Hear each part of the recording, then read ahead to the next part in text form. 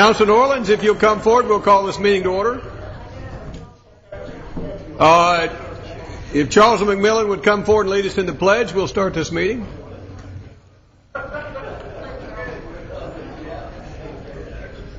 We'd all stand and face the flag. I pledge allegiance to the flag of the United States of America and to the republic for which it stands, one nation, under God, indivisible, with liberty and justice for all. With that, I'd like to see who'd like to be recognized tonight. If you'd raise your hand and come forward, please. Yes, come forward, please. If you'll give us your name and address.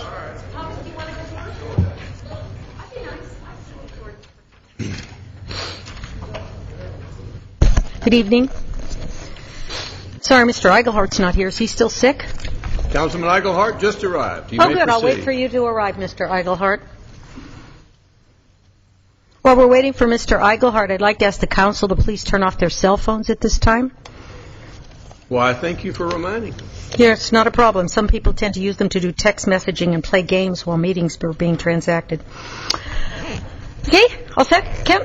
Great, thank you very much.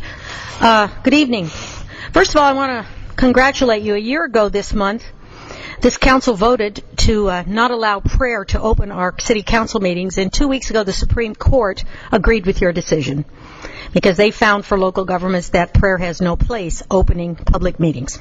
So, good choice, council. Now, good evening. My notes are lengthy, but I will go without emotion, I hope. I want to address you tonight on what I think are some serious and critical issues facing the city of Roswell. They are linked, and if one fails, so does the other. If one succeeds, so does the other. They are transportation and economic development. On Saturday, this past Saturday, I drove to Buckhead to the Atlanta History Center. Is this on? To return to Roswell, I drove all the way back down Roswell Road. Didn't get on 400. What I saw as I traveled the road was a thriving, busy economic artery for this part of metro Atlanta. Grocery stores, drugstores, homes, apartments, restaurants, businesses, shops, pedestrians, cyclists, families, Hispanics, blacks, whites, Indians. It was great. And then I crossed the Chattahoochee River Bridge. And it was welcome to historic Roswell, where there is almost nothing happening on State Route 9. And except for Sugos, Amalfi, and Chaplin's, this stretch of road is almost dead. I approached the historic square, and it was sad and actually scary, and it really did make me sad. There was not one light on in any building on the historic square. If there had been a funeral, it would have been a sign of life. The only thing missing in the town square right now is a tombstone that says R.I.P. Historic Roswell Square. I continued north past Norcross Street, and there are a few little restaurants that trickle off from Canton Street. Diesel, Thumbs Up, Lucky's. Then after that, you find 15 used car lots, 5 total title loan businesses, 1 tire store, 2 car parts stores, 2 car washes, 8 thrift shops, and then there's Holcomb Bridge Road. Now I've heard, and I read in the paper, that we have an application from someone to open another used car lot, this time on Grimes Bridge Road. We don't have enough blight on Highway 9. We want to extend it to Grimes Bridge. So what is going to happen to this part of Roswell? I'll wait for Miss Wynn to finish eating. There are thousands of people who live in this area. A few years ago, the city approved several hundred new condos between the river and the square. But of course, you never changed the zoning for businesses to provide daily life to these new tax-paying residents. Have any of you ever heard the term food desert? 5 years ago, you'd never heard the name Trader Joe's when I brought it up. So today I'm going to ask you if you know what the term food desert means. Anybody? I don't see. Okay, but do you know what it means? It is usually a city associated with inner city, low-income, urban dwellers, people that live in downtown Detroit, the West End of Atlanta. It is a description of an area where people live who have no access to fresh fruits and vegetables and other fresh foods that are easily accessible. That is the perfect description of the center of Roswell. There are no major grocery stores on Highway 9 at all in the city limits of Roswell. The Kroger at Mansell Road is not on mass transit, and it is not accessible, except by car. And the new Aldi's, because we don't have enough grocery stores next, we have an Aldi's opening up across the street now from Kroger. I wasn't sure what was going in there, but I looked for Agent Orange because they took down every single living thing on the property before they're building the big box, which is so 70s, Roswell people, so 70s. I was told recently, oh no, Aldi's and Kroger's are on public transport. You try taking a bus, walking to either one of these, returning with bags of groceries with a stroller, a cane, or children. Don't look at a map. Think about the human beings who use them. Kroger on Highway 120, I was told, was an option for people who needed to get groceries who live downtown, who don't drive. But of course, that's about 3 miles on a 6-lane divided highway. Trader Joe's and Publix on 92 and Kroger and Publix on the east side of Georgia 400 have no access to public transportation. The same for drugstores, except for Walgreens, which is 6 miles from the entrance to Roswell at the river. 6 miles.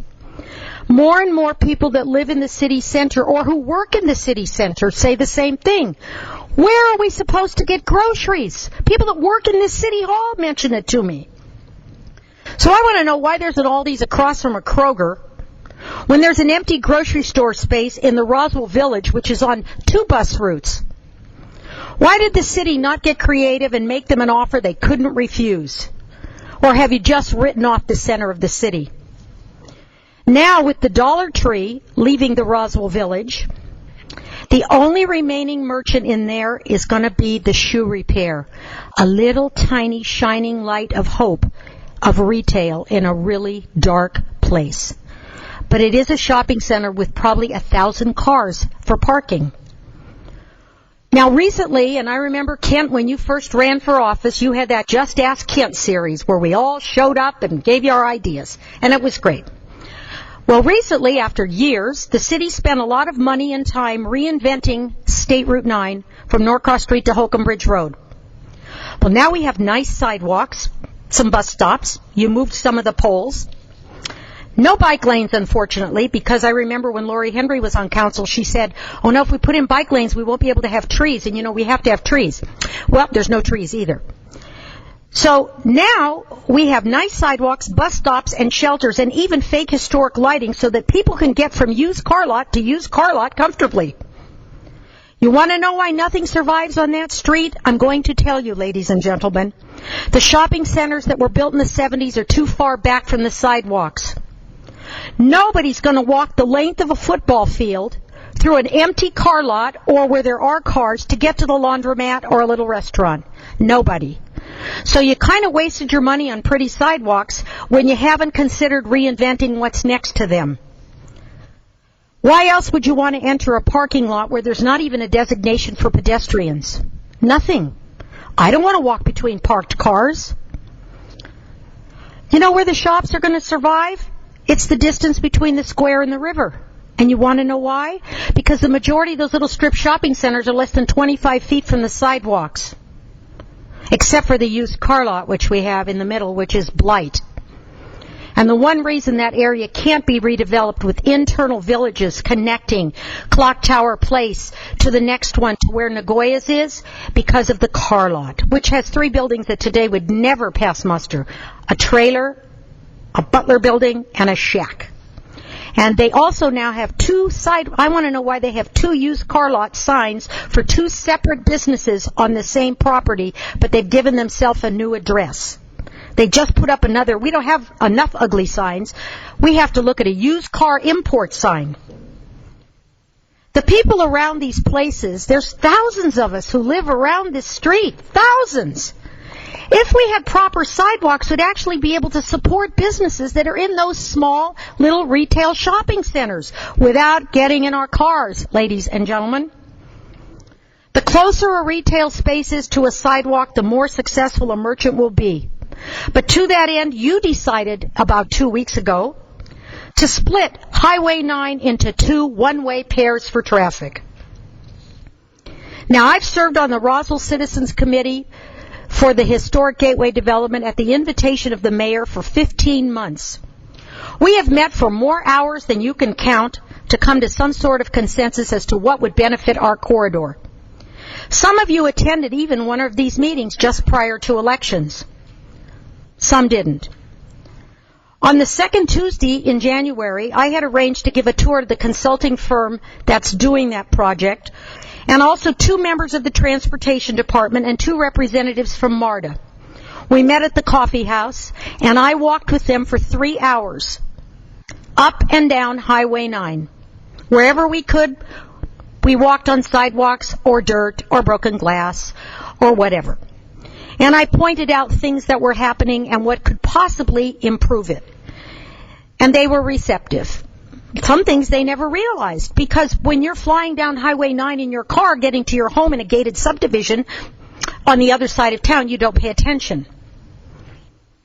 Well, imagine my distress. That was on a Tuesday when Wednesday's paper tells me that the City Council on Monday made a decision to approve the one-way pairs splitting Highway 9 at Allenbrook. How dare you? How dare you is all I can say. I don't know what you people were thinking, but since none of you live there, you couldn't possibly have been thinking about the people who live there. Did you happen to think what would happen to a person taking a northbound bus and having to get off where the road is split, but they live on the other side of the southbound road? They're going to have to cross a 3-lane road. Then they're going to have to go through a connecting street. Then they're going to have to cross another 3-lane road to get home or get to work, or the reverse. But I bet it never crossed your mind because none of you take the bus. You all have your private vehicles out in front, as I do. I'm not poor. I have a car. I sat in the meetings with that consulting firm, and they've talked about, the grand vistas that you can see off of when you are on 9 and looking out toward Big Creek. Yes, it's magnificent. I see them. However, they forget to tell you that it's straight down into a gully. So if the road is below grade and the other road's up here and you get off, who is going to be able to hike up a hill dragging groceries, or maybe only because they worked 8 hours on their feet at the airport, to get home? But you didn't think about that. Now, the other question is, who in their right mind would buy land in the middle of 2 3-lane roads? Who? All over the world we have examples of urban blight where major roads were built and people were stuck in the middle, and it turned into just a ghetto, a slum. And you want to create one? All of you live in very quiet. Jerry, I know you live in the woods. It's quiet. We all cherish our quiet, don't we? Can you imagine the noise of living in the middle of 2 4-lane, 3-lane roads with a car count of 40,000 cars a day? Nobody would have a business there, and no one would live there. And if you think they would, I suggest you sell your home and be the first one to buy property and move in. How dare you? Bus shelters. You know how I've been about bus shelters. 5 years ago on the 20th of February, believe me, I don't have that good of a memory, but my second granddaughter was born that day. I was driving to get something before I went to the airport, and I saw the first bus shelter at Krispy Kreme. I was so excited, I couldn't believe it. You know, I've been working for this since I was in my 20s. And if Stu Mooring was here, if he remembers, he was the acting transportation director when we had the really fast revolving door going around in transportation, and he was Public Works. And I went to his office and I said, Stu, I need to see you. I think he thought I was going to chew his head off, but he was pleasantly surprised because I gave him a hug. I said, yes, we got a bus shelter. Yes, I'm so excited.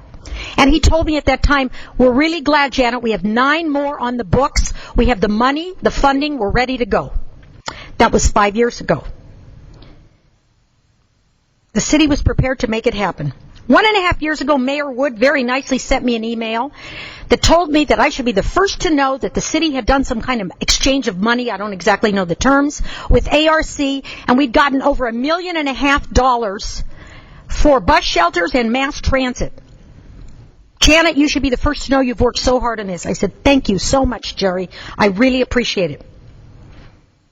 Well, imagine my surprise and delight when I was told that the city was moving forward, thanks to Mr. Eisenbrack and David Lowe and Andrew Antweiler. Seemed like I know them all. They were going to design, though, they couldn't just buy standard. They were going to design, the bus shelters had to be historic. Now, I'm not sure historic to what, because the internal combustion engine had not been built when Roswell was an old city. But they want to have historic bus shelters. So it took about a year and a half, and you got your bus shelter design. Well, it's a charming green. It matches Starbucks. It's perfect. Starbucks will love it. Every time you see one, you think of Starbucks. I was told it was Roswell green. I think it's a little bright. So the first one was installed. They had to take out the old one because God knows we wouldn't want to duplicate. They took out the original bus shelter. I have no idea where it went or for what useful purpose, and they put in a new one. Well, you know, we've been having this fabulous weather, so I've been walking from my house to the end of Canton Street and back. It's about 5 miles round trip. I found a safe route, and I cut through through the parking lot of the school, and I went to the bus shelter. Now, I stood under the bus shelter, and here's the roof line. And imagine you have tempered glass in the back, and I'd offered my advice, because I take mass transit all over the world, of what would work, since nobody in transportation takes the bus either. Here's the roof line, and they made the bench. Have you ever sat on a park bench that one of the slats was broken, the one in the front? So it's really kind of a short bench. Well, that's what they chose, was a 3-slat short bench, instead of one that would be comfortable. In addition to that, the tempered glass on the sides is only the depth of the bench. So it really works very well if you happen to be a mass transit passenger who has no legs. Because if you sit down, your legs will get wet when the wind blows and the rain blows. Now, I don't know what anybody was thinking. I asked Mr. Eisenbrack, and he told me, well, Janet, very respectfully, those are standard. We just listened to the manufacturer. I said, wait a minute. Mr. Antweiler's been telling me for 1.5 years that these are specially designed. Now you tell me they're standard. What are they, standard or special? Or specially standard? But you can't have both. Then they told me, well, the sides of those bus shelters are that distance because they're used in Florida, and we're the same climate as Florida. Oh, folks, you've lived here long enough to know we are not Florida. If you're a gardener, you know we're Zone 9. Florida is not Zone 9. They said, because the bus shelters will get too warm in the summer. No, folks, they're open. How could they get too warm?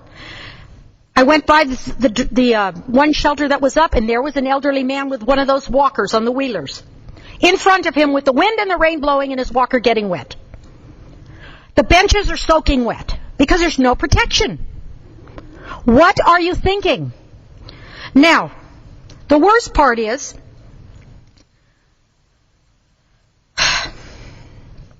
there are 3 or 4 more of those going up, and I will participate in the ribbon cutting. I don't know if one of these will be dedicated in my honor or not.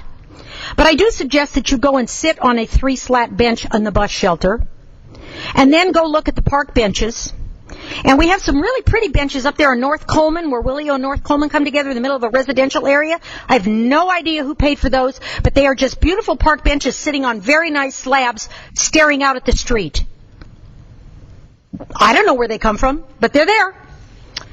Now, the semi-seats. Have you all tried the semi-seat? Do you know what the semi-seat is? It's the camping chair that's attached to the pole of the MARTA bus pole. No back support and no protection. And I said, who thought of that? Somebody's got a big rear end, won't even fit on that seat. And they said, well, according to the PR fluff piece that I got about the cutting, the ribbon cutting, these are efficient and clean and modern. And everybody will like them. And one of the transportation departments said he actually stopped and talked to people that were using those, and they said they loved them. I said, well, you know, if you go to a refugee camp and you give somebody gruel with maggots in it and they haven't eaten for 3 months, they're going to say, damn, it's really good. That's the same with mass transit passengers. They get nothing, so anything you give them is better than nothing, which is what I was told. They're better than nothing, Janet. And I said, you know what? So's a box.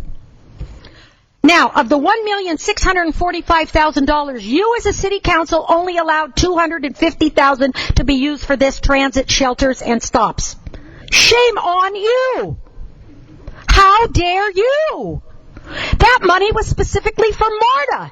And last week, Miss Wynn and I think Miss Price, Miss Wynn, if you said it once, you must have said it 10 times. We need to get MARTA money to fix those sidewalks. We need to use MARTA money. How can we use that MARTA money? Over and over again. MARTA money is not a piggy bank for projects you can't fund in this city, and you have to stop cannibalizing it for things you want. Over and over again. It is not your personal piggy bank, City Council. Now, they told me the semi-seats were great. They use them in Athens, Georgia. I said, yeah.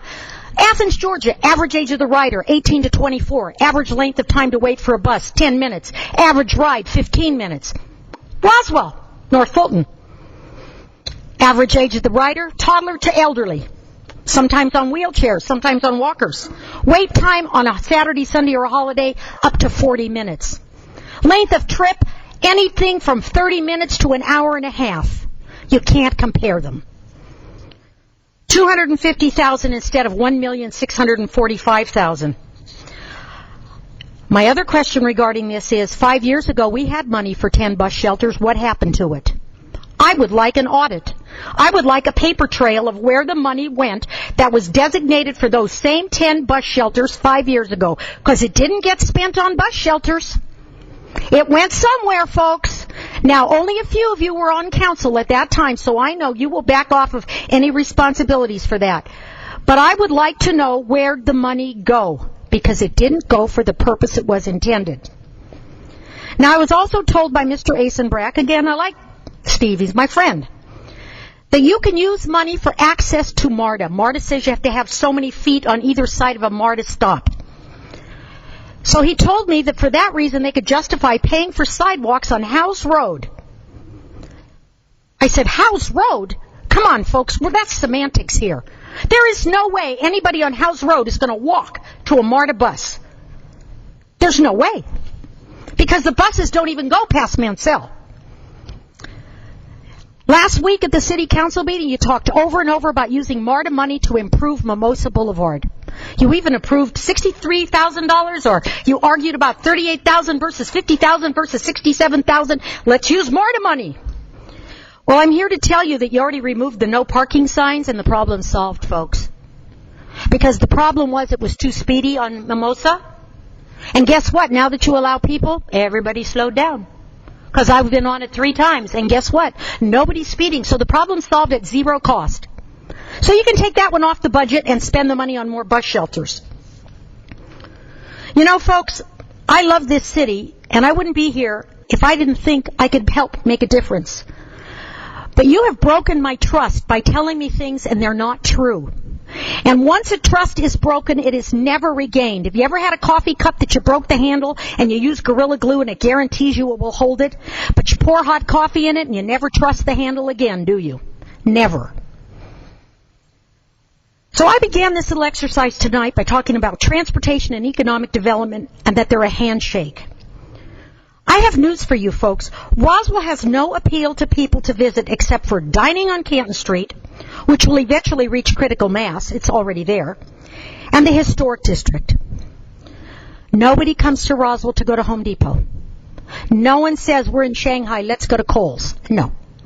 They're going to come here for what we have that is charming. So let me tell you, first of all, you know those bus shelters they put in? Not one is in the historic district. Not one. They said, well, it's based on ridership. You know, you can't have ridership if you don't have a bus stop. I went to Alpharetta, which I don't do very often. I have no reason to. I go the other way. And on the corner of Main Street and something, they have a huge visitor center. I mean, it's impressive. Alpharetta is a town with so little to offer except North Point Mall that they had to make up a slogan, Awesome Alpharetta. Now, that ought to tell you something. Awesome Alpharetta? But they have a visitor center that puts ours to shame. The people that work in our visitor center are terrific. But where is our visitor center? Stuck on a corner with no easy parking, where people have to walk up a hill to get into the building. It's little. And then, if you're a visitor, you can't then leave your car parked there and walk to the historic sites because, of course, crossing is impossible and there's no sidewalk access. So here's my suggestion, folks. You got an empty building sitting on the town square that was the funeral home. You need to dig up some cash and buy it. You need to make that the focus. You know why? You have a paved parking lot with an easy access from Highway 120 for tour buses. I just was listening to NPR, and they were talking about jobs generated in Florida, even in this recession. Every single one of them was tourism generated. Tourism is the single largest generator of income in the world. And again, no one's coming here to go to Kohl's or Target or Walmart. Imagine what you could do with that building. It's got a room upstairs. You've got a beautiful terrace. You could feature local artists. You could feature so many things. Instead, you stuff Dottie in her group and underfund tourism. She doesn't know I'm saying this. You underfund the only thing we have, the golden egg. Last year, I stayed at the Westin at Perimeter Mall for a jazz party for the weekend. You know how they put those books in the hotel rooms of things to do in your city and all that? It's a hardback. College Park, Marietta, and Stone Mountain had full-page ads telling them what people who visited the Westin and Perimeter Mall could see. Do you know how much space Roswell had? Can we count 0? And yet, from the North Springs MARTA station, which the Westin would give them a free ride to, it is an 18-minute ride to downtown historic Roswell. And I asked Dottie, and she says, Janet, we don't have the money for those kinds of ads. I don't know. We seem to have money for everything else. And I know you're all trying to be the real frugalistics. No. Penny wise and pound foolish, folks. Now, the last thing I wanted to do, I was at the work session of the City Council where Steve Stroud made a presentation about the PPP. Y'all remember it? Public-Private Partnership. He did a bang-up job. It was a great presentation. Because the city is in the tank. We made the Wall Street Journal 2 weeks ago, didn't we? Great news, huh? This once booming, thriving city, now in the tank. It was a great presentation. I've known Steve for a long, long time. I respect him very much. You funded it for I think over 4 years, $500,000. Great. So when I heard they were going to do that, I said, they need an economic development person, a director. So I have a friend who has a master's degree from UGA, and he's a certified economic developer, and he lives in Roswell, and he's had 3 kids go to Roswell High School. He's invested in this town. I said, send the resume. Good for you. You might get the job. You know this state, and you know international connections better than anybody. He's part of the team that got Kia here. Sent it off to Steve. I said, Steve, take a good look at this. This guy is gold. You're lucky. Said no decision would be made till the new year. Imagine when I read in the newspaper that Steve Stroud has chosen himself. And then I was told, no, City Council said, we can't think of anybody better to do this job than you, Steve. Now, he's a nice guy, but he runs a printing company. He's not a certified economic developer. Again, he's a nice guy. Oh, he has lots of connections in Roswell. That's the problem. We don't need any more connections in Roswell. We need people that live outside of Roswell, in the state, or in other United States, or in other countries to come and invest in our town. It's in the tank, folks. I'm really, really sad about what's happened to this town. It's sad.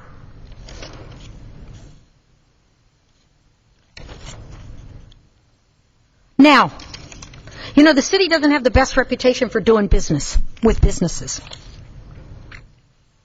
I have to find my place, sorry. Oh, economic development. The city recently awarded 3 contracts based on the fact that we're going to pay $500,000 over 4 years to economically develop our town. Mayor, I'll wait till you're finished, Jerry. Jerry, when you're finished, I'll continue. Thank you. It was kind of rude to just have a conversation while I'm presenting. You had 3 contracts up. One was for electrical. Mirror Electric has held it for years, 40 years. They've done so many things in this. I don't know them personally. They've done so many things in this town for free. Another one is Ricky Martin, who has done landscaping. 30-minute turnaround time for Mirror Electric and landscaping. And another man had the contract to check fire extinguishers in this town. One of the requirements was that it be a Roswell business, as I was told by someone. None of those people got the contract this time. All 3 contracts were awarded to businesses outside of the city of Roswell. Now, you're willing to pay $500,000 to develop economics in Roswell, but you don't want to give business to people in Roswell? What's wrong with that picture, folks? It's real blurry. Now, you know that walk I take every day, since we've been having spring-like weather? We have a new little shop opening on the town square, next to where Wedding Angels used to be. It's going to be a little gluten-free bakery. It's the girl's life dream. She wants to do it.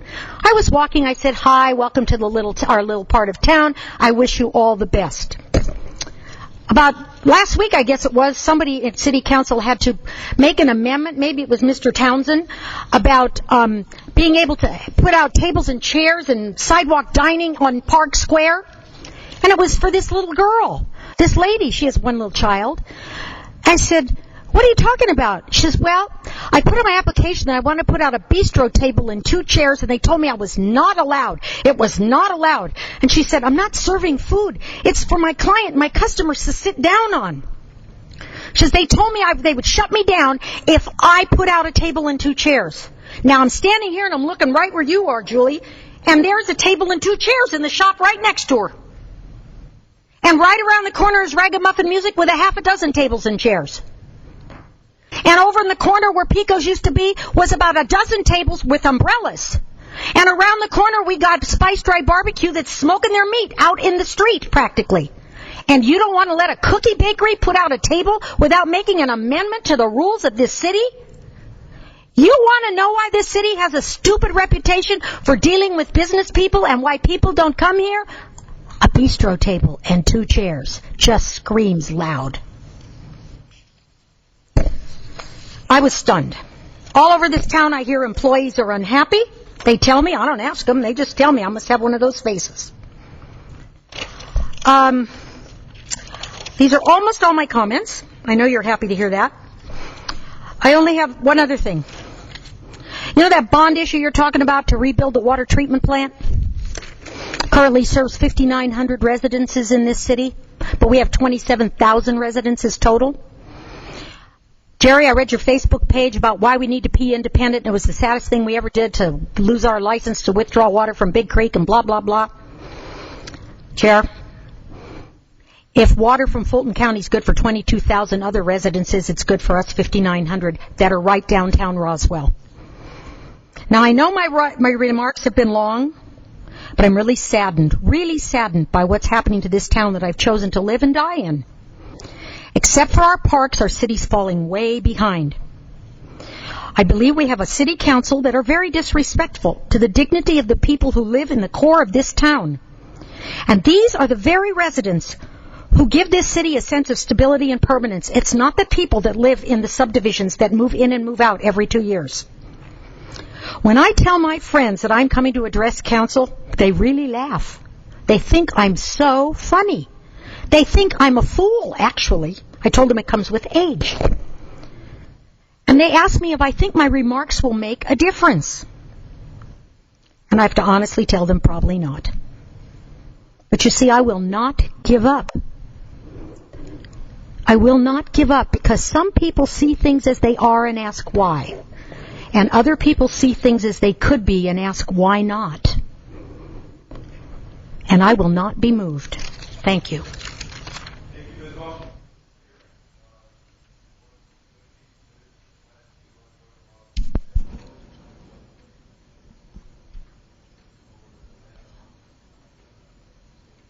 Mayor, can you turn on your mic? Oh, I'm sorry. I just wanted to make one, thank you, Ms. Russell, and just one comment to just for those folks who are concerned about Roswell. The state reported that Roswell had the lowest unemployment rate in the state. The last 2 months running, we're proud of that, and we're proud of Roswell. Who'd like to speak next? Yes, come forward, please. Hi, my name is Jennifer Mounts, and I am a Roswell resident of 23 years. I know I don't look like I could have owned something for 23 years, but I have.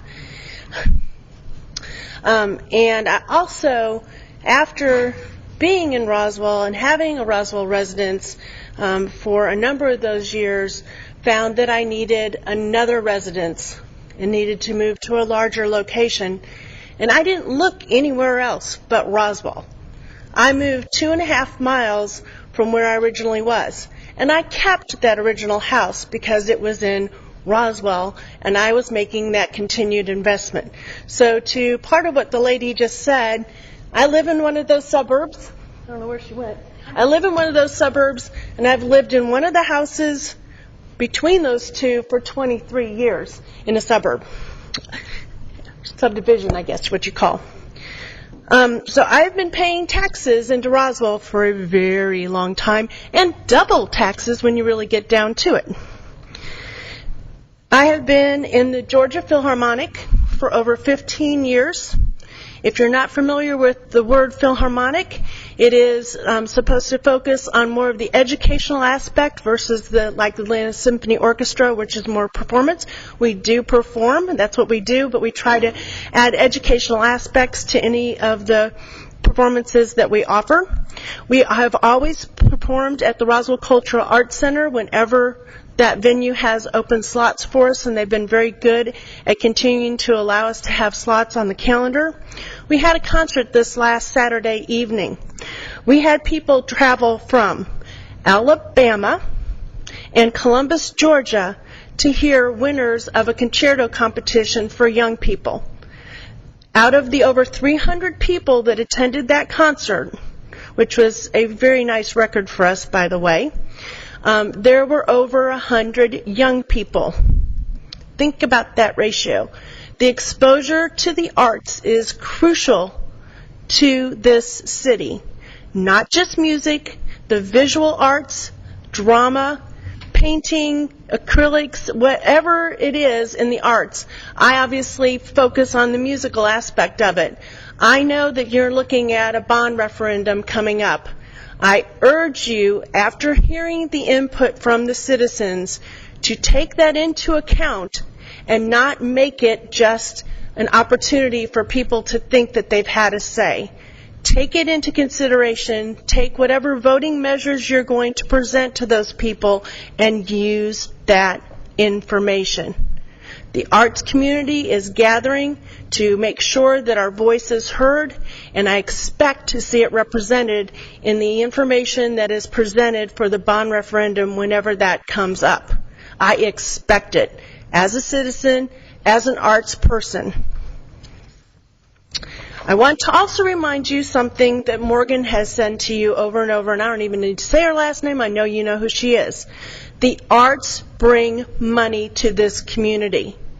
You may think of it in, oh, well, it's maybe $15 here, $25 there. But if you multiply it out with the use of the Roswell Cultural Arts Center on a weekend-by-weekend, day-by-day basis, the numbers start to add up. Morgan knows what they are. I don't know, but I'm going to tell you that the money's coming in, and it's coming to different businesses, because people are coming in early for Saturday concerts. They're coming for matinees. They're coming to the puppet shows in the summer. They're coming for the parade that goes through, for the youth parade. They're spending their dollars in Roswell. The arts needs to see a part of that come back to Roswell Cultural Arts Center to contribute to the cultural arts in this community. 4 young people, like I said, performed this last Saturday, and I am going to play for you just a small excerpt just to remind you so you have something in your head about what the arts are bringing to this community, because none of you had a chance to attend.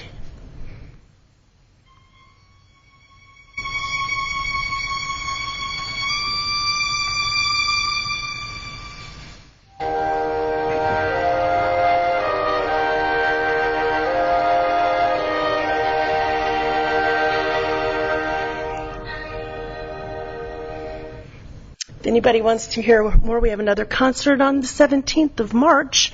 That young person traveled from Columbus, Georgia, for the opportunity to perform with the Georgia Philharmonic. We featured these young people. The Cultural Arts Center needs the support of the council to continue to be able to provide those types of opportunities to young people to perform and to the exposure for the adults to have that outlet as well and for our citizens to come. And I will also tell you, didn't do an extreme poll, but like I said, I know a lot of people came from Alabama and a lot of people came from Columbus, Georgia to support those young people who are performing. Most of our patrons, I regret to say in a way, but yet, most of our patrons that buy season tickets do not live in Roswell.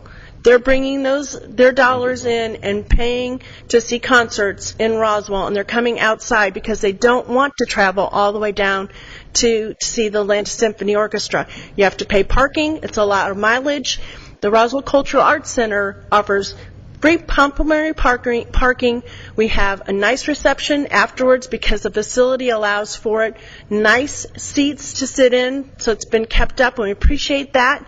But we need to continue, as I said, to bring the money back into Roswell, and we need to make sure that it's being supported of the arts.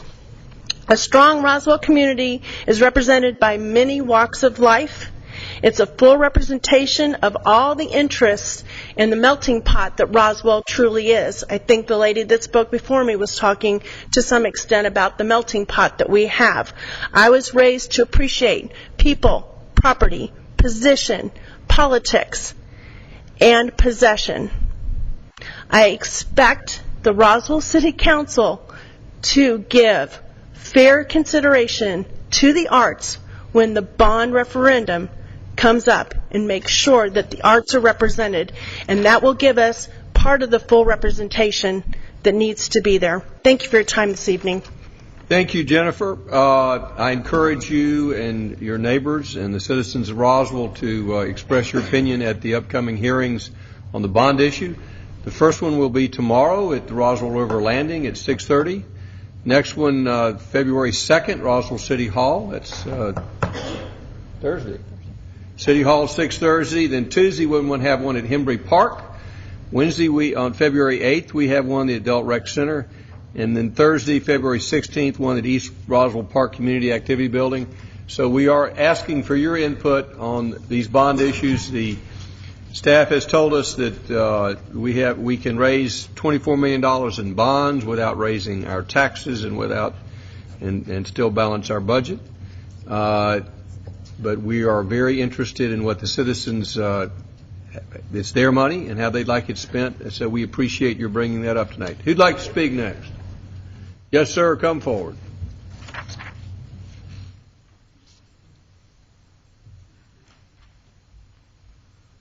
Good evening, Mayor and Council. My name is Thomas Shelton. Most of you have seen me on the campaign trail. Hi there. I'm here tonight to highlight an issue that I feel is extremely important to our community. On August 24th of last year, I had a very disturbing encounter with a Roswell police officer, feeling that something had to be done to prevent other residents from experiencing the same treatment. A detailed letter was sent to Chief Orrick explaining the situation and also copying Julie Breckville and Mayor Wood's office. The letter was sent on September 7th, 2011. On September 8th, Chief Orrick responded stating that the department took these situations very seriously and that he was forwarding the email to Uniform Division Commander Jeff Robertson. He said that we should expect a follow-up call soon. On September 19th, fully 2 weeks later, or 11 days later,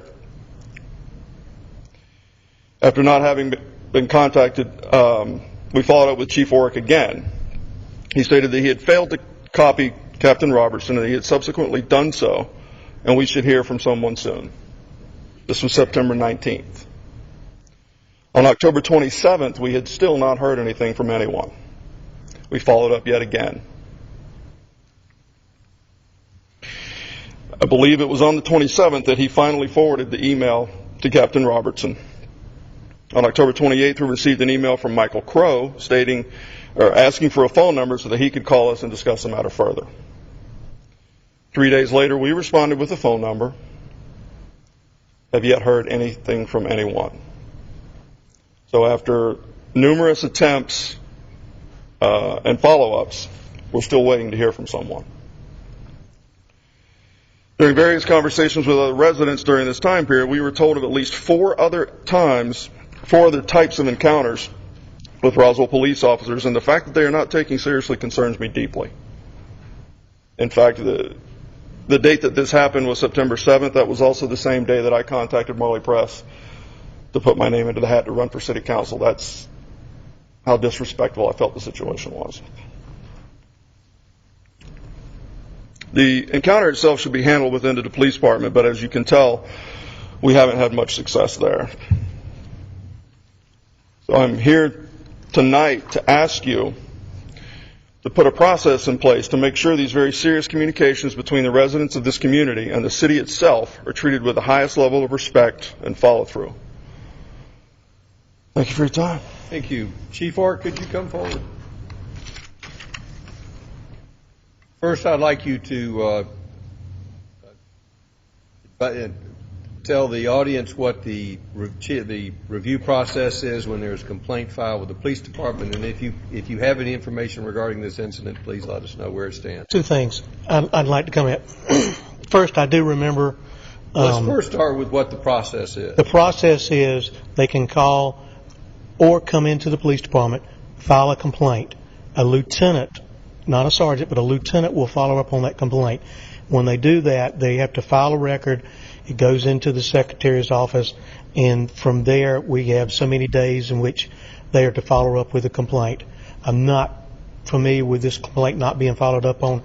I did send Mr. Shelton a letter, an email, because I remember the complaint, because I did forget when I forwarded it to him to put Captain Robertson's name on that, and I told him it was my responsibility and I forgot to do that.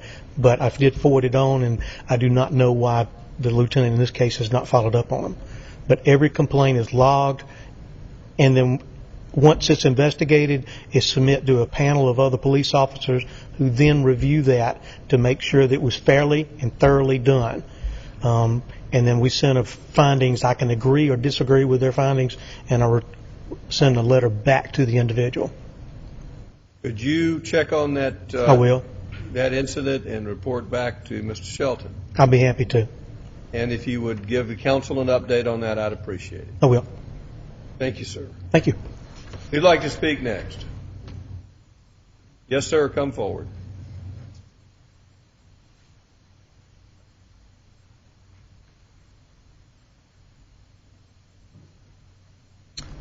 Good evening. My name is Jake Lilly. I would like to make one comment regarding the last speaker before I continue with my topic. I would ask, just for my understanding, is there a citizen review board as part of that? No, that sir. Process? There is not a citizen review board Okay. as part of that process. I have some concern about the police policing themselves. I'm sure you can understand. I don't know what the process or the policies are, but I would certainly advocate for citizens being part of that review panel. I think that would bring some confidence and some sense of comfort and certainty to the citizens of Roswell. I'm unfamiliar with this issue. This might add. Okay. Thanks for letting me speak tonight. I'm here today to address the proposed mobile food vendor legislation that is currently under review by Roswell City Council. Now, let me start by saying that I do not own, nor am I affiliated in any way with a food business. I don't own a restaurant. I don't own a mobile food business. But I am a concerned and interested citizen of Roswell, and as such, we all stand to either gain or lose from the decisions that are made here in these chambers. Now, for those of you who are unfamiliar with the mobile food vendor regulations, the proposal will permit mobile food vendors to operate throughout the city of Roswell. It is important to recognize that the proposal is currently in its draft form. It has been prepared by staff members using template language. That was my understanding. And it's currently under review by the city council members, and it's open for comment during this review period before it is fully implemented. And that's why I'm here, is to provide my feedback and commentary. While I support the idea of opening the city to more business and increased competition, in its current form, the proposal contains provisions that violate civil liberties, and it also contains protectionist policies that create barriers to free trade. These issues must be addressed before the legislation is implemented. So where are my concerns? Well, let's start with the most obvious and maybe possibly most offensive portion of this proposal, which is a provision that requires mobile food vendors to be fingerprinted and You photographed. can be assured that will not be in the final ordinance. Okay. And I'm glad to hear that we have reached agreement on that. And I can't say we've reached agreement, but I think that's where it's going. Okay, and I'll continue with my thoughts on that topic. So, not only does this suggest that mobile food vendors are not to be trusted, but it is also inconsistent with the administrative requirements that are imposed upon other Roswell business owners. Fingerprinting is an invasion of privacy and should not serve as an obstacle to opening a business. So I thank you for your response, Mayor Wood, and I believe this provision should be removed immediately. I've expressed this concern to all council members. The general consensus and feedback that I received was that there was a general support for removing that particular provision from this legislation. So, equally concerning is the restriction that mobile food vendors must not be located closer than 200 feet from any other restaurant unless they have permission from the restaurant owner. I submit to you that anti-competition buffers are a protectionist policy and have no place in a free market system. I have petitioned the members of council to remove this provision, but was concerned to find indecision or in some cases even support for these protectionist buffers. So why is this a problem? Don't we have a responsibility to protect the investment of those restaurants that have made Roswell their home? These are reasonable questions asked by reasonable people who do not wish to see economic harm in this community, and they're only thinking in the best interest. So what exactly is protectionism, and why is this a bad thing?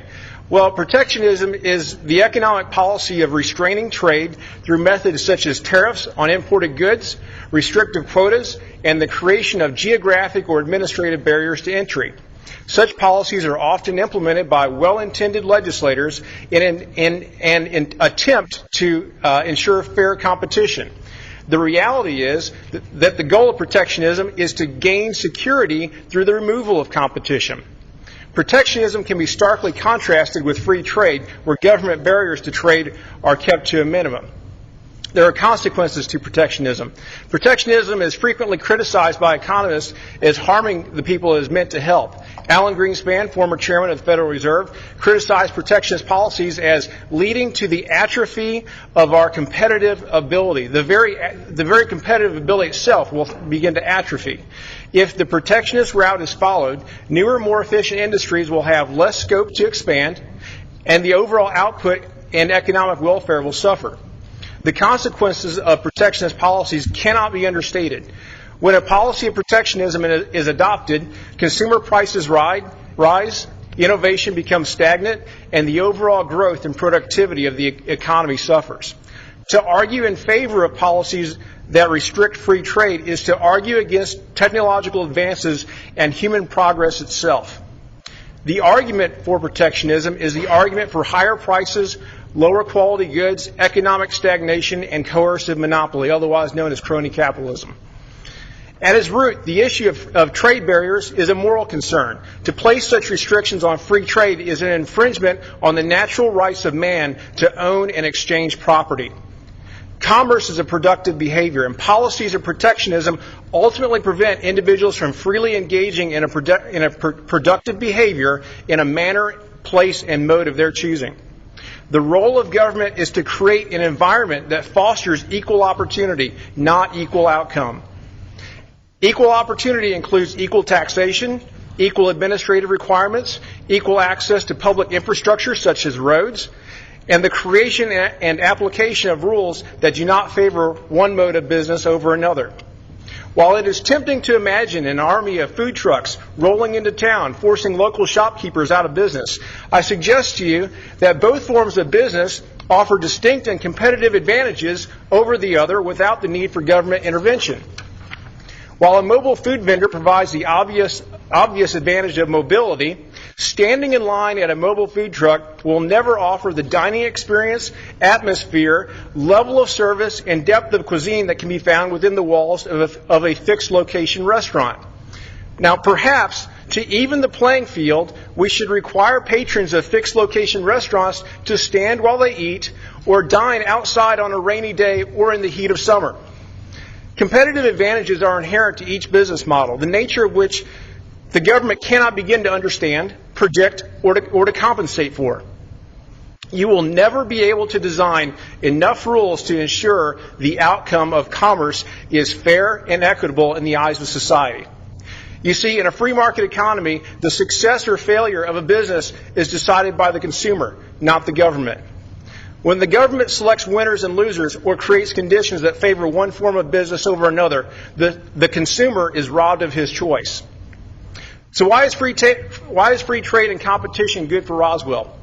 Well, economies grow and barriers to trade are lowered.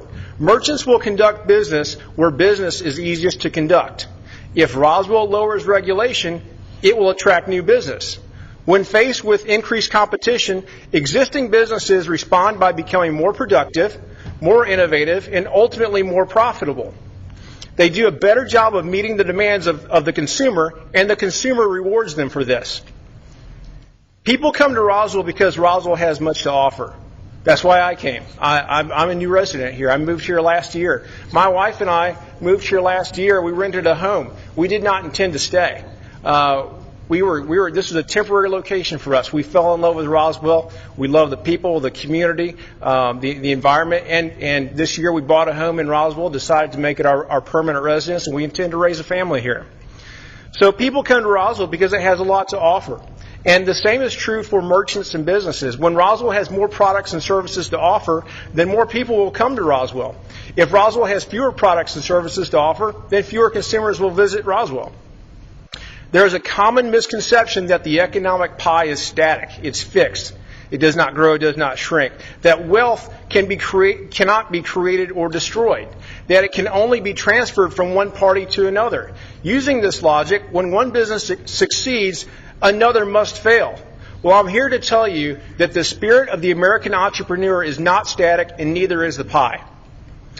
So you can either adopt policies that promote free trade, encourage competition, and allow consumers to choose, or you can adopt policies that create barriers to entry, remove consumer choice, and cause the economic pie to shrink.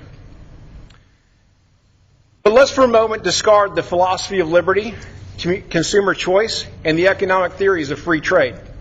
Instead, let's turn our attention to the more practical problem of enforcing geographic buffers between businesses. Just last year, we learned how costly and impractical it can be to try to design and enforce anti-competition buffers between businesses. In 2011, a small business owner applied to open a liquor store within the city of Roswell. To his surprise, the location he had chosen happened to be within 500 yards of an existing liquor store. As this is a violation of state law, the proprietor of the existing liquor store brought complaint against the new merchant in an attempt to push out his competition. In response, the applicant was forced to hire costly legal representation, delay the opening of his store, commission land surveys to study the very distance between the two merchants, appear before city council on multiple occasions, and ultimately argue the right to exist and engage in the productive behavior of commerce. He even went so far as to install a series of shrubs to lengthen the route of travel that would be required for a pedestrian to navigate between one store and the next. While those who attended city council enjoyed a circus-like event, it was a costly and sad example of the hoops a business must jump through to start a business when protectionist policies are in place. So I ask you a series of practical questions for your consideration. Number one, if implemented, how will the 200-foot boundary be measured? As the crow flies? As the car drives? As a pedestrian walks via authorized or unauthorized routes of travel?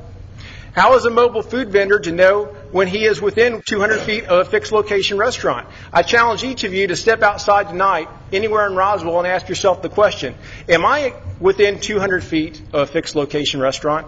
How will you know? Who will enforce this law? Who will enforce the provision?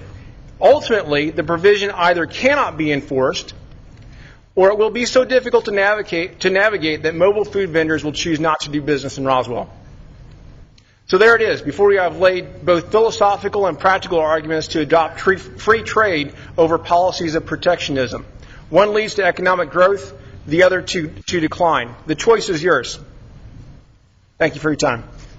Welcome to Roswell, Mr. Lilly. I believe this is coming back to council for the first reading on February 13th. There have already been several discussions about this, and I encourage you to come back to council.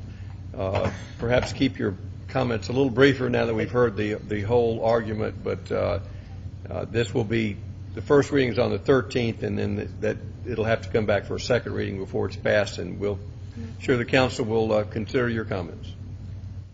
Who'd like to speak next? Yes, come forward, please.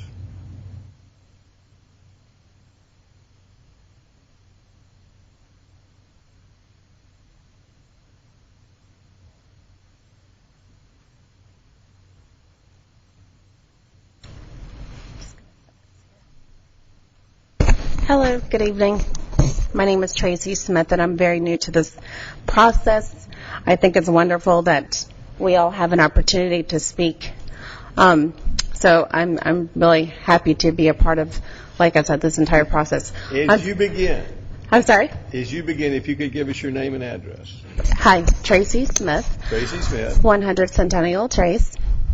And I recently moved to the Roswell area. Please proceed. And I moved to Roswell from Johns Creek. And I owned a home in Johns Creek for approximately 15 years.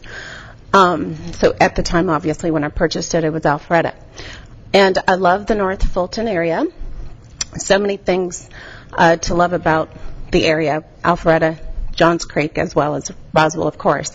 So I wanted to stay in the area like others here.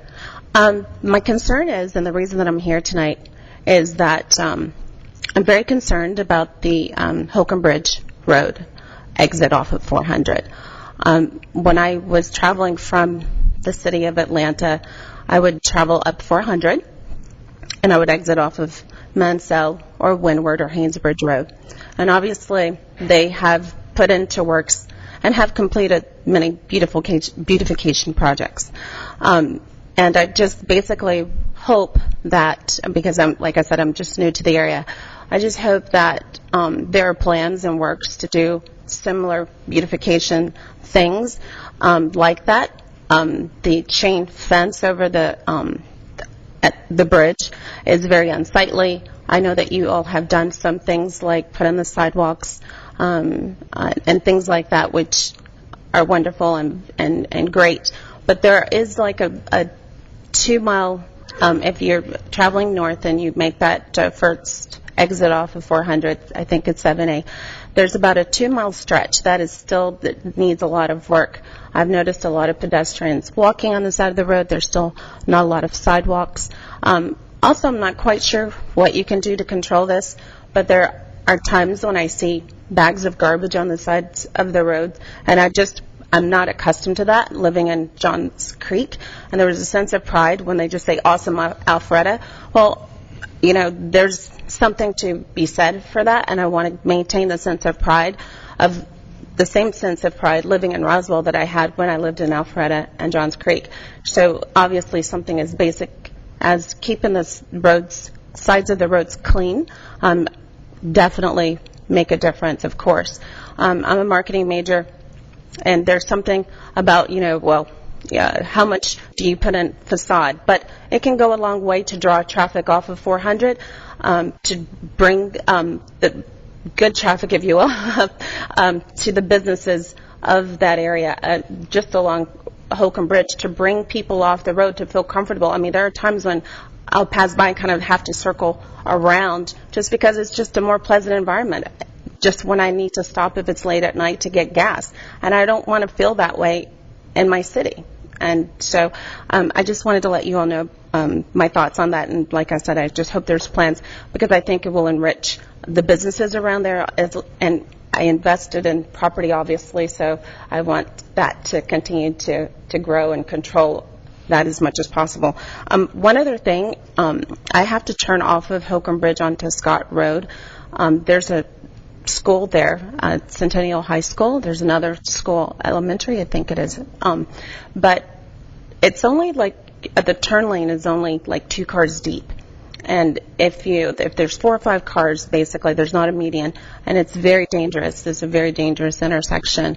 If you go to make that left turn, if there's more than 2 cars, you're basically sitting on Holcomb Bridge Road. So if you all can do anything to put a traffic light or something there, or a median or something, I think that would go a long way. So thank you so much.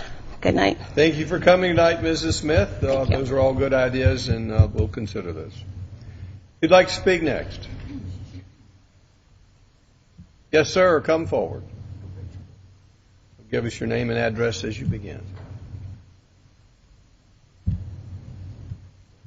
Forrest Buchanan at 255 Nesta Court in Roswell. Just a couple of housekeeping notices. The city of Roswell did get mentioned on the front page of the Wall Street Journal on January the 18th. Unfortunately, it wasn't in the light that most of us would like, but there is an interesting to the article. It says more than half of the city's 88,000 residents have 4-year college degrees, which I thought was rather interesting. I read the day it came out. Thank you, sir. In the AJC, there was a article on turn signals. In the last paragraph, it says roundabouts are more expensive than traffic signals. The Roswell roundabout had a price tag of about $800,000, but they can win over time because of the cost of running a traffic light. I was wondering, is the break even on that roundabout going to be in our lifetimes? It depends on how you score it. Given the traffic safety, we've already more than broken even. As far as the traffic flow, we've already more than broken even. As far as the cost of improving that intersection with turn lanes or a traffic light, it was about a wash. So all of our statistics tell us it was a good decision to put that roundabout in, and we have 2 more planned. Okay, good. I guess my main topic here is the Ramco Gerson Haven property at 2800 Holcomb Bridge Road. Yesterday, I went and got some pictures of it, which I'd like to show you. It really resembles a bombed-out German This is where bunker. the church used to be. Yes, sir. Yes, sir. I'm familiar with that property. Okay.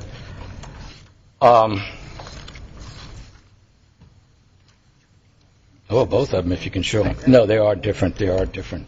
You can only do one at a time, so you'll have to, Okay. as you go through. These are just pictures of it. It does look like a bombed-out German bunker today. We used to have it looked like a second-hand heavy machinery, construction machinery lot, but now that they've moved the machinery. There are some construction holes in here that are not marked and are deeper than I care to climb down in it. And I don't know who's responsible, but I did look on some of their documentation that there is an erosion control daily inspection form. Who's supposed to fill that out? The contractor? Can I have Steph give us that answer?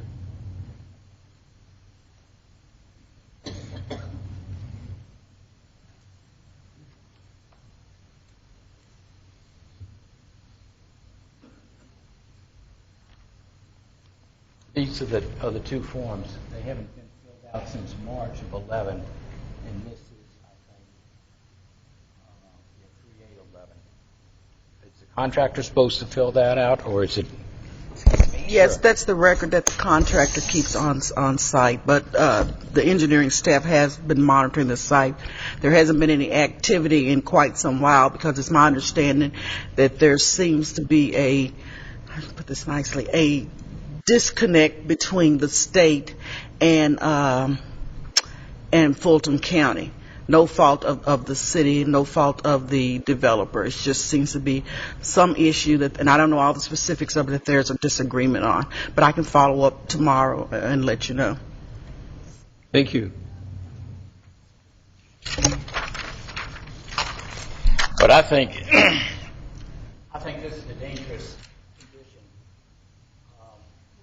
On this one, well, it can't show you, but it was over my head, and I didn't get to climb down on that. I was just wondering if y'all could get them to do something. It's been over a year since you all gave them the variance, and it looks terrible.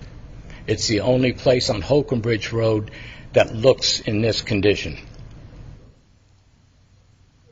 Mrs. Wynn asked that you put the pictures back up. Mrs. Wakefield, if you'll come forward, as I understand your explanation, it's not the city holding thing up or the developer holding things up. It's a regulatory holdup that's at the Fulton County or the state of Georgia level. Yes, sir, that's my understanding. So the developer would like to move forward and the city would like it to move forward, but we've got somebody else holding things. Yes, sir. And as I said, I will follow up. As a city to try I will follow up tomorrow and see if there's what's anything we going can on. do to try to move this process along. I concur. It's an eyesore. I couldn't tell you whether it's dangerous or not because I haven't visited the site, but I have driven by it, and I'm also concerned about the lack of progress. And so if there's anything we can do as a city to try to move this project forward, please let me know. Yes, sir, I will. The other thing is, when is the budget of Roswell, does it come out, or has it just been approved? Okay, if you'll give the timeline. Our fiscal year is July 1 to June 30th, so the current year that we're in is out on the website. We are beginning the FY 2013 budget process now, so the new budget will be deliberated with the council in the May timeframe, April-May timeframe. We will be having work sessions from the month of February all the way through the time the budget's adopted. Will the public adopted. have an opportunity to be heard on that matter? I don't know, sir, when the first reading of the budget ordinance is. It would be in May. The second, I'm assuming the second, is Keith Lee here, the second and fourth Mondays in May? Is that what? So we're in the 2010 or 2011? We're in 2012. Yes, sir. Okay. Do you still have the documentation for the 2011? Because, certainly we do. Okay. I was wondering, is there any way that you could break out both the income, the taxes that Roswell gets from Roswell East and the expenditures that are made in Roswell East? No, sir. Because when you say that, we don't account for it by east or west. You could do projects east or west if you wanted to look at transportation projects. But my salary's not broken out.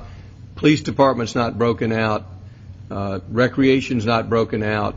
So we don't account for it by geographic district. Could we start to do that? If that was the council's choice, now we'd have to change our accounting process substantially because we don't account for it by district. Okay. I can tell you that in my time on the mayor's office, we have invested substantially more money in acquisition of land for parks east of 400 than we did west of 400. On the Holcomb Bridge Road, there is 34 acres for sale right now. Have you all considered buying that along Holcomb Bridge Road? Right past, I guess it backs up. Are you talking about that adjacent to Centennial? No, that just sold. There's, I guess it backs up to Martin's Landing.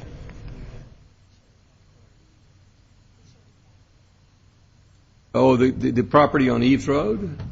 No, it's on Holcomb Road. It runs along. From time to time, opportunities come forward if it's consistent with expanding a park or looking at park. We continue to look at park property. We're currently, I know, considering seriously acquisition of land to add to East Roswell Park. Okay, fine. My last topic is we're getting into the political situation now with the presidential. You all are all astute politicians. or else you wouldn't be sitting there. Well, we'll take that as a compliment. Oh, yes, it is. It's meant as one. I guess my concern is, especially I think we have a primary coming up in March. It hasn't started yet, but I'm sure as it rolls around to the presidential, you'll start getting the phone calls. Now, you all are astute politicians, and I want you all to picture this. A family sitting down for dinner, the phone rings, and you get a recorded message from Mayor Jer Wood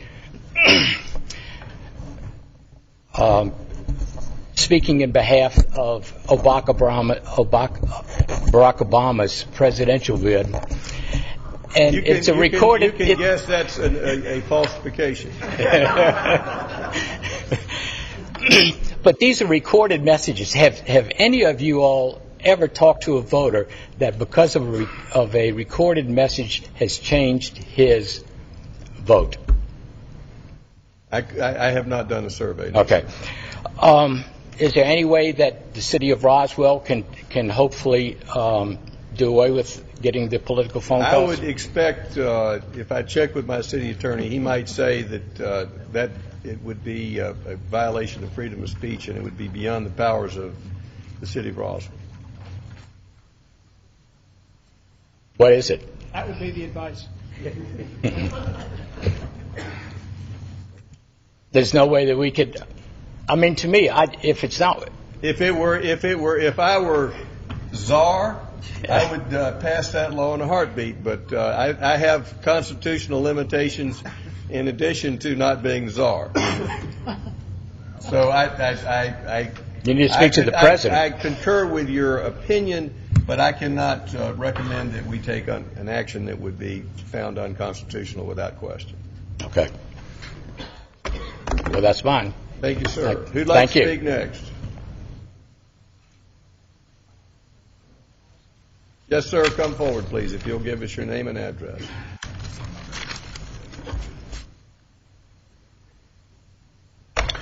Lee Fleck, Martin's Landing. Good evening, Mayor, Council.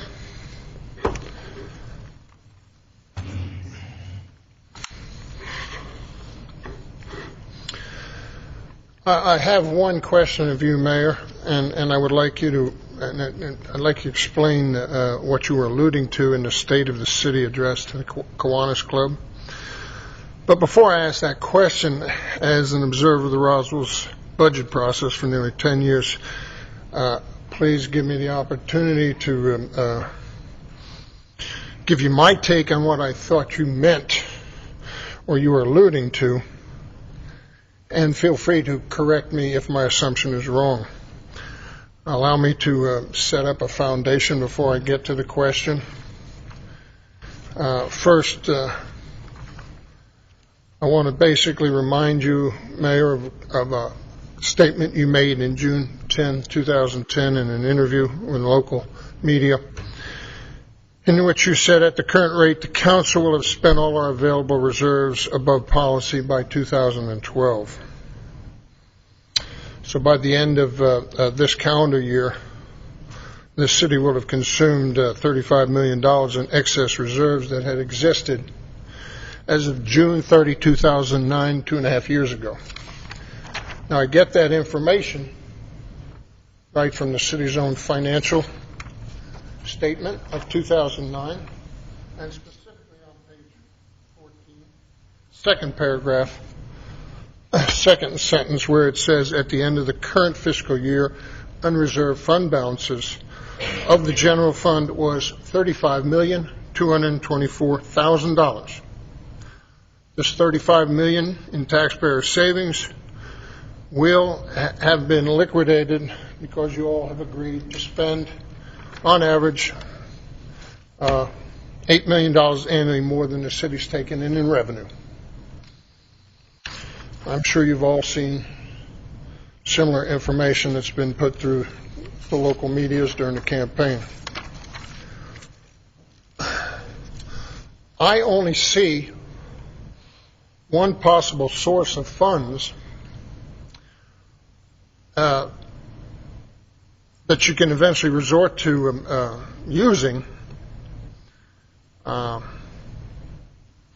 even though I'm convinced that we're going to have a property tax increase regardless of what happens with the forthcoming bond, whether it passes or not. And those funds, which used to be defined as reserves by policy, and which currently total some $14 million, as you alluded to in your statement to the Kiwanis Club. And allow me to read that statement. Assuming that the media has gotten these statements correct. I can't read it.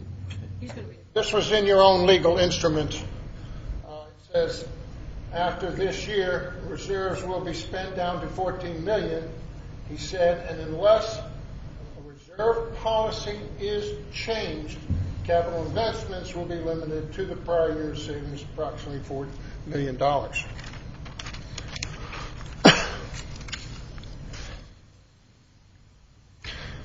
These last remaining reserves, as I see them, which they used to be reserves by policy, they're now called stabilization funds, represent 25% of the annual expenditures, and they are required by ordinance or bond covenant, as is noted in your 2012 fiscal year approved budget. And I'd like to read specifically what's in as your policy, which I'm sure you're all well aware of, but I'll just read it anyway. The city shall maintain stabilization funds required by ordinance and or bond covenant. The stabilization fund in the general fund shall be 25% of the budgeted expenditures. The use of these stabilization funds will only be used to, 1, strengthen the city's position in response to self-insurance, and 2, provide funds in the event unplanned expenditures the city could face as a result of a natural disaster or a terroristic attack. All expenditures drawn from stabilization funds shall require prior council approval. My question, sir, is what did you mean when you stated unless reserve policy is changed? Is that the portion of your policy that you are considering to change? No, sir. It's mathematical. If you have $4 million a year to spend, and you wish to spend more, you could either spend down the reserves below the reserve by policy. You might go from, so let's say you had $2 million or more you wanted to spend, the council wanted to spend than the $4 million that was available every year. You could, mathematically, you could either raise taxes to raise that additional $2 million. You could borrow the $2 million, or you could change the reserve by policy. Those are all options to council. It is not, I'm not supporting a change in reserve by policy. I'm simply saying if you wish to spend more than $4 million a year, those would be the options available to you. Or you could choose not to spend more than $4 million a year, or when I say spend, investing $4 million a year in capital projects. So what you would say is you could possibly change the percentage that you're required to maintain in reserves by policy. Is that what you're alluding to, possibly, if you needed more funds? The city has that authority. Okay.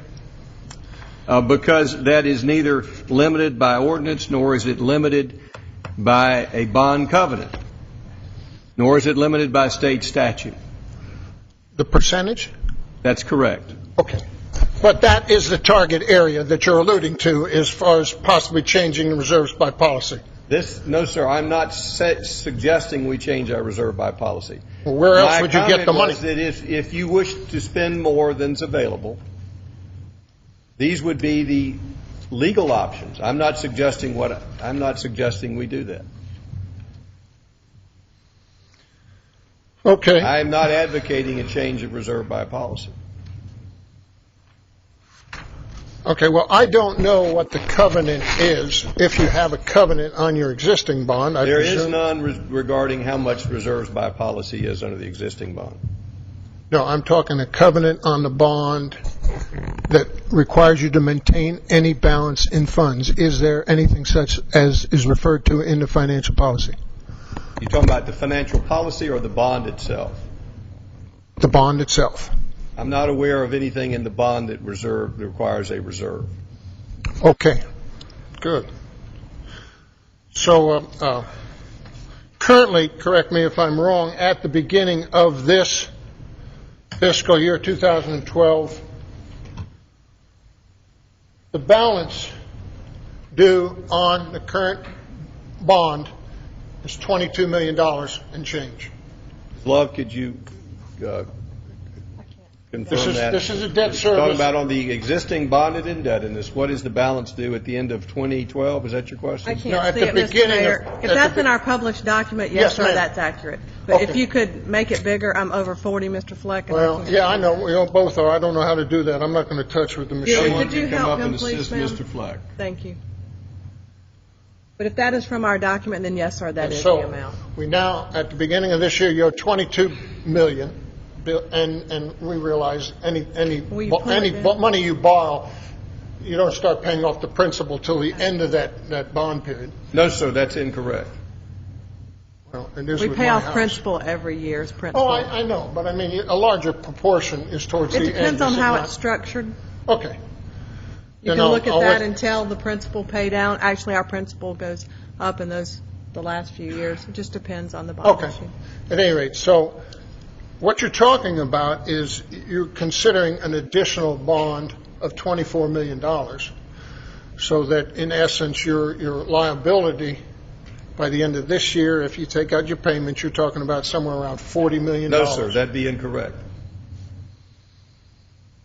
Okay, then correct me. You got 22 as of now. You're going to probably pay down by the end of this year 6 months of that, which would be about $3.5 million, and then you're going to have another bond in November of $24 million.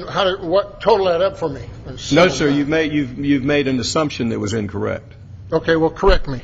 What would be the city's would be- the indebtedness council is- if you add a $24 million bond to the existing bond? The council is proposing a $24 million bond in two phases, if approved by the public. Now, we I do not understand have that. public approval yet. If there is a bond referendum in 2012, we would anticipate borrowing approximately $12 million in 2013, and a second borrowing in 2015 of an additional $12 million. Okay, good. Now, the next issue that I want to talk about, All right.